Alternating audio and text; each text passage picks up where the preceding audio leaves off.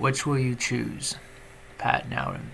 In recent times, as they upgraded the metric system, the people of each nation reopened a discussion about the most suitable small metric units for everyday use. The discussion always seems to focus on the questions, which is best, centimeters or millimeters, and which will you choose, centimeters or millimeters?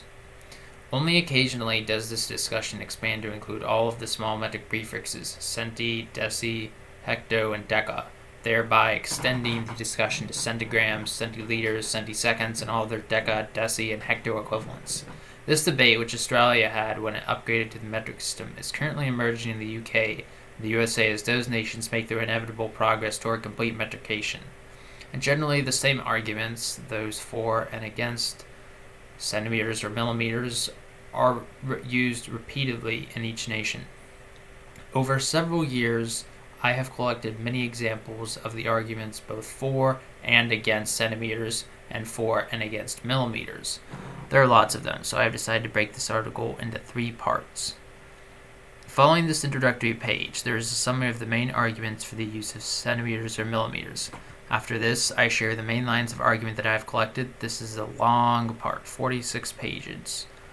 Finally, there is a 3-page conclusion. If you are pressed for time, I suggest that you read the first 4 pages and the last 4 pages, and only skim or read the bits in the middle that interest you.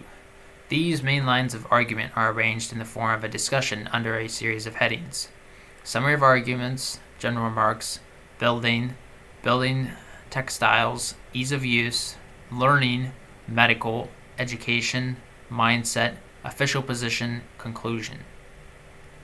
To make these arguments more approachable, I've arranged the various discussion points as if they were a discussion between 3 people: John the engineer from the UK, Sarah the teacher librarian from the USA, both fictitious, and me.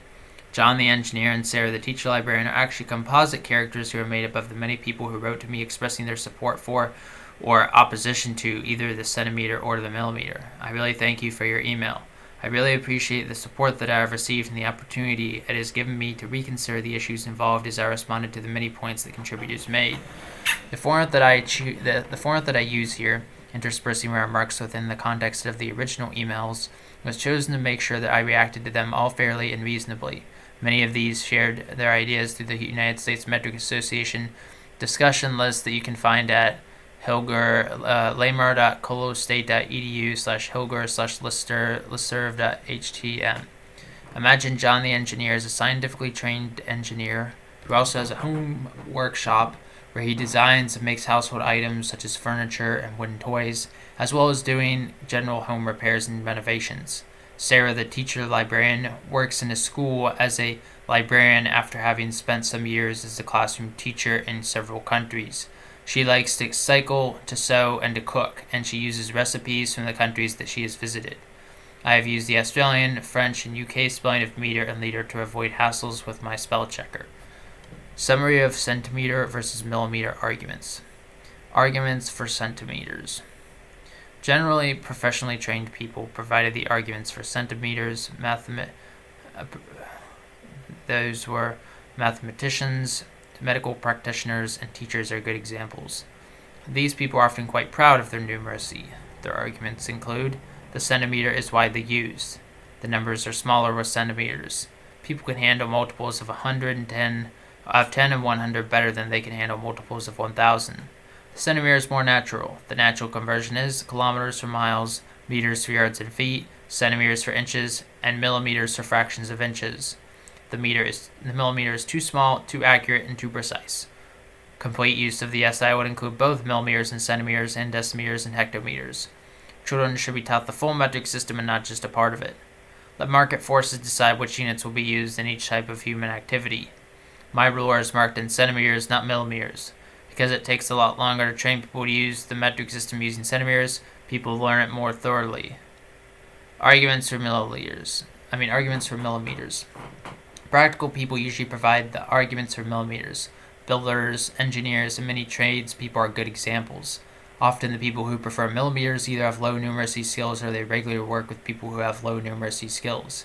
Their arguments generally include: you don't need any fractions, no vulgar fractions, and no decimal fractions. You don't need decimal points. You can easily develop a mindset for assessing distances and lengths using millimeters. It quickly becomes second nature, and big numbers have never been a problem. You can be as accurate and precise as necessary for the job you are doing. For example, in the building trade, you rarely require accuracy than to the nearest millimeter. Aiming at millimeter accuracy automatically produces a better job than aiming at centimeter accuracy. If you use milli as the preferred prefix, there are a smaller number of prefixes. The whole idea of avoiding the centimeter, decimeter, decagram, and hectometer in favor of the millimeter is to eliminate clutter and achieve simplicity. By preferring the millimeter, people have to work with only 3 length units: millimeters, meters, and kilometers, and anyone who uses those 3 length units simply doesn't bother with any of the others. This matches our already established practices of having only 3 units for mass: grams, kilograms, and tons, and only 3 units for capacity: what about milligrams? And only 3 units for capacity: milliliters, liters, and cubic meters. Look at the way people so readily adopted the use of grams and milliliters without the need for centigrams and centiliters. It took a lot less time to train people to use SI using millimeters, so people learn a lot more thoroughly. For most people, there will only be one conversion factor 1000 in the whole system if they choose millimeters instead of centimeters. 1000 milliliters for 1 meter, 1000 grams for 1 kilogram, 1000 milliliters for 1 liter, 1000 meters for 1 kilometer, 1000 kilograms equals 1 ton, 1000 liters equals 1 cubic meter. Discussion. I think I'm going to pause here.